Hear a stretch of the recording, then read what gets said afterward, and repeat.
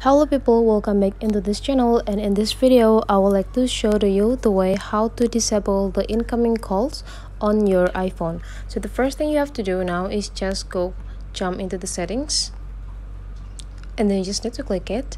Whenever you open the settings, you just need to scrolling down until you find notification.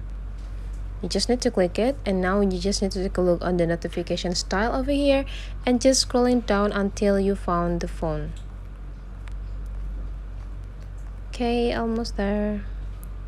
Here we go. This is the phone sections, and then you just need to go click this part, and now you can deciding or set the type of the notification. If you want to disable the notification for incoming calls, so you just need to go click this part, so that now you already turn off the notification.